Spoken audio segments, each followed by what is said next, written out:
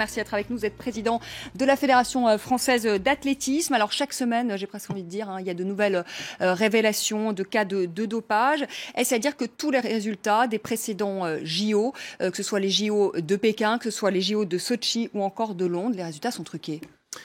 Écoutez, il y a un vrai souci, un vrai problème, et je me réjouis que le CIO, le président du CIO, ait enfin pris la mesure de ce problème. Nous-mêmes, en athlétisme, nous avons eu notre propre affaire l'an dernier, avec une enquête d'1 an qui a révélé effectivement qu'il y avait des problèmes avec la Russie.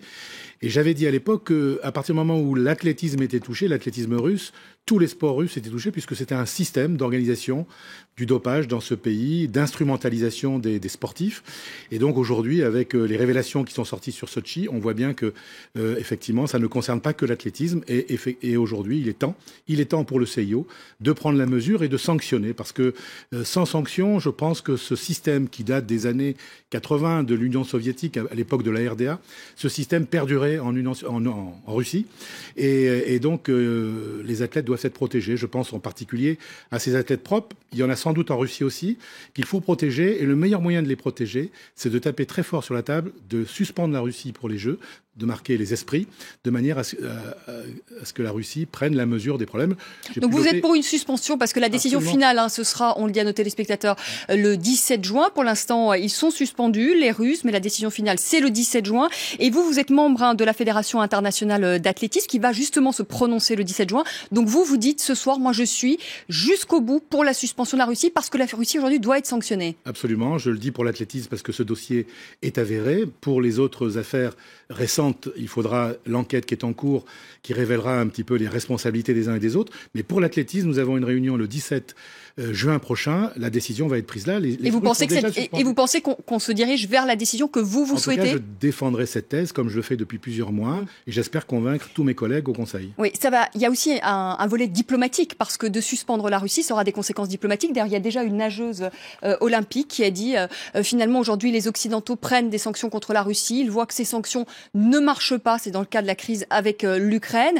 Est-ce qu'il risque pas là d'y avoir aussi des représailles diplomatiques et des tensions supplémentaires avec la Russie? Il y a des problèmes politiques. Ça va évidemment au-delà du cas sportif. Bien sûr, il y a des problèmes politiques, mais en même temps, la Russie est un grand pays. La Russie ne peut plus comme ça encadrer le sport de cette manière-là. Il y a des valeurs dans le sport, il y a une éthique. Moi, je pense aux athlètes qui ne sont pas montés sur le podium parce que devant eux, il y avait des athlètes dopés. Et quand on remet une médaille à un athlète 5 ans, 10 ans plus tard, je peux vous dire que la frustration de l'athlète est considérable, et toute sa carrière, toute sa vie, il pense qu'à ça. Et ça veut dire que les résultats ont été faussés. Aujourd'hui, on peut le dire. C'est-à-dire que Pékin, Sotchi, Londres, ceux qui sont montés sur le podium, peut-être qu'ils n'avaient aucune raison d'y être sur ce podium. Ils ont volé pour certains leur victoire. Certains athlètes, effectivement, ont volé leur médaille. L'enquête en cours le prouvera, j'imagine, dans les semaines ou dans les mois qui viennent. Pour l'athlétisme, on a le résultat de l'enquête. On sait ce qui s'est passé. Et donc, il y a déjà des sanctions qui ont été prises, de suspension, parfois même de suspension à vie pour certains acteurs de l'athlétisme russe. Donc, il faut aller plus loin, il faut s'intéresser à tous les sports. Et aujourd'hui, la crise est trop grave pour le sport. Et moi, encore une fois, je défends les athlètes sains. Et dans cette équipe de Russie, il y a forcément des athlètes sains. Mais alors, est-ce que vous êtes d'accord faut les sanctionner. Est-ce que vous êtes d'accord avec Thomas Bach, qui lui tape du poing sur la table et qui dit il faut sanctionner des fédérations entières? Est-ce que c'est pas justement injuste vis-à-vis des athlètes propres, comme vous dites? Il faut sanctionner tout le monde, parce que la Russie, oui, mais ceux qui sont propres, tant pis. Ils vont payer aussi pour ceux qui se sont dopés. Athlètes propres. C'est pour faire en sorte que les athlètes ne soient plus instrumentalisés par un pouvoir quel qu'il soit. C'est ça qu'il faut aujourd'hui défendre, même si au départ, il faut une sanction collective. Être très dur. C'est une sanction collective, c'est un système. C'est un système organisé pour polluer l'ensemble de l'athlétisme et du sport russe. Donc il faut sanctionner le système.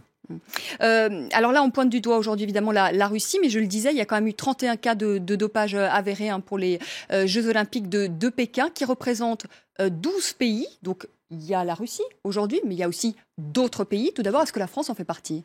Ça, je ne sais pas, je n'ai pas encore d'informations. Est-ce que c'est possible? Tout est possible, il faut pas l'ignorer. On a souvent eu des cas de dopage aussi en France, dans plusieurs sports. Donc, moi, je crois que nous avons, en athlétisme, mis sur surveillance 6 pays. La Russie, mais on a traité déjà le problème puisque les athlètes sont suspendus. Mais il y a d'autres pays qui sont sur surveillance. Il y a le Maroc, il y a également l'Ukraine, il y a la Biélorussie, il y a le Kenya, l'Éthiopie. Donc voilà, il y a des enquêtes en cours. Voilà, le Kenya risque aussi d'être privé des Jeux au niveau de l'athlétisme. Mais est-ce qu'on peut imaginer des Jeux sans les Russes et sans les Kenyans ? Ça sera plus du tout les mêmes Jeux. Hein. Parce que ce sont quand même les meilleurs athlètes. Ils font partie des meilleurs athlètes, les Russes et les Kenyans. Mais voilà, ça dépend des disciplines. En athlétisme, ils ne sont pas meilleurs dans toutes les disciplines. Mais je pense qu'il faut vraiment... C'est un problème de crédibilité du sport mondial aujourd'hui. Voilà, le débat est à ce niveau-là. Et aujourd'hui, à cause de certains pays qui trichent, de certains athlètes qui trichent, on a l'impression que tous les athlètes se dopent. Ce n'est pas vrai. Et donc, il faut défendre ceux qui sont propres, ceux qui sont sains. Il faut les défendre et le seul moyen de les défendre, mais ils vont être sanctionnés aussi. Ils vont être sanctionnés. Vous dites qu'il faut les défendre, mais dans le même temps, ils vont être sanctionnés aussi, ces athlètes propres. Je pense à l'avenir de ces athlètes.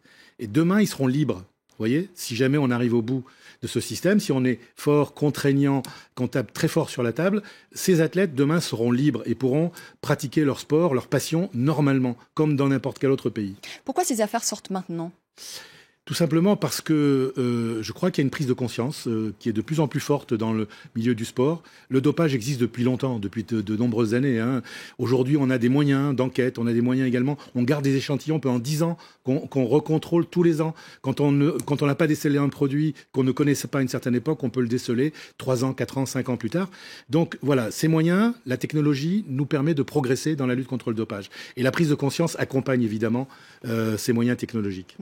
Quand même, c'est la crédibilité des JO qui se joue aujourd'hui. C'est ce que j'ai dit à Thomas Bach l'an dernier, au mois d'août, quand nous avons eu une réunion commune avec l'exécutif du CIO. Je lui ai dit, Monsieur le Président, c'est votre problème.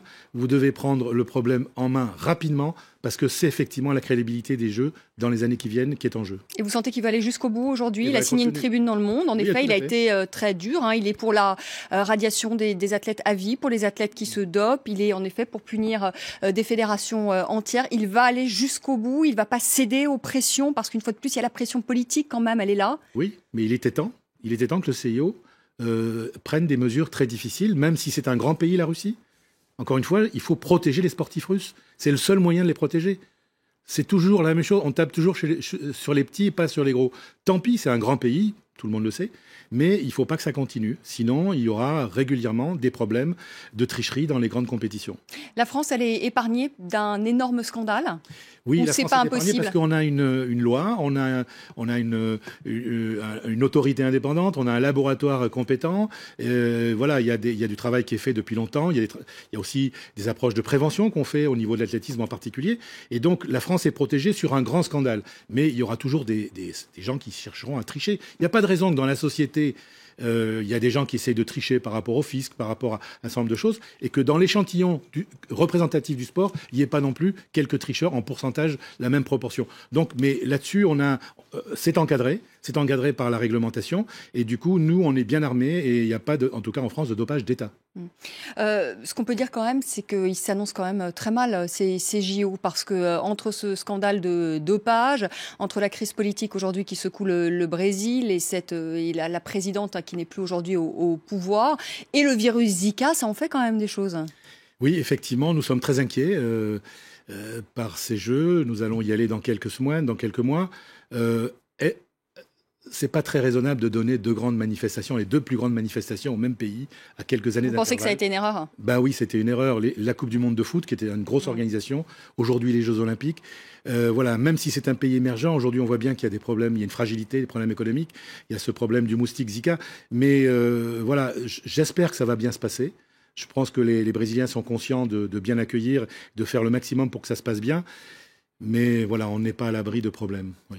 Benoît Perrochet, vous aviez peut-être une question pour Bernard Abdessalem. Excellente interview. Moi, je voulais juste savoir si aujourd'hui, on dit souvent que le tricheur a de l'avance sur tous les moyens antidopage. Est-ce qu'aujourd'hui, on peut imaginer qu'il y a des formes de dopage qu'on ne connaît pas encore Oui, on en découvre régulièrement. Je vous ai dit qu'on gardait les échantillons pendant 10 ans au congélateur. Ensuite, on les retraite chaque année et on découvre des produits qu'on ne connaissait pas 1 an, 2 ans, 3 ans, 4 ans avant.